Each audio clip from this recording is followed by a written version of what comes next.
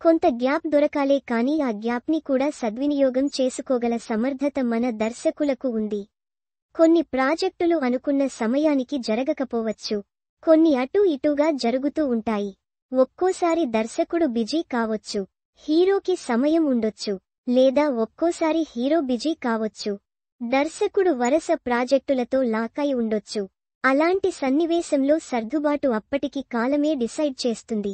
అలాంటి ఒక కాంప్లికేటెడ్ సన్నివేశంలో రామ్ చరణ్, సందీప్ రెడ్డి వంగ, మైత్రి మూవీ మేకర్స్ సినిమా కన్ఫర్మ్ అయ్యే ఛాన్సుందని గుసగుస వినిపిస్తోంది.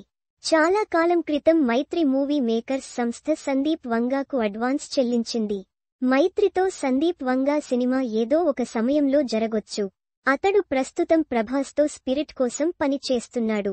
ఈ సినిమా తర్వాత రణ్బీర్ కపూర్తో యానిమల్ సీక్వెల్ యానిమల్ పార్క్ని పూర్తి చేయాల్సి ఉంది. కానీ రణ్బీర్ వరుసగా 3 ప్రాజెక్టులతో బిజీగా ఉన్నాడు. వీటిలో రామాయణం, లవ్ అండ్ వార్ ఇప్పటికే చిత్రీకరణ దశలో ఉన్నాయి. తదుపరి యష్ రాజ్ ఫిలిమ్స్లో ధూమ్ 4 సెట్స్లో జాయిన్ కావాల్సి ఉంటుంది. ఇవన్నీ భారీతనంతో తెరకెక్కే చిత్రాలు. అందువల్ల కపూర్కి మరో 2 ఏళ్ల సమయం పైగానే అవసరం. సరిగ్గా ఇదే సమయంలో మైత్రి సంస్థ సందీప్ వంగాతో సినిమాని ప్లాన్ చేయనుందని సమాచారం.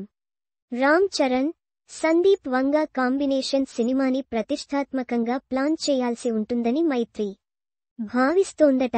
చరణ్కి ఇప్పటికే మైత్రి బ్యానర్ టచ్లో ఉంది.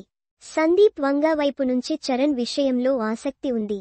అయితే అతడు చరణ్ కోసం సరైన స్క్రిప్టును రెడీ చేయాల్సి ఉంటుంది. కానీ ఈ ప్రాజెక్టు గురించి ఇప్పుడే మాట్లాడుకోవడం సరికాదు.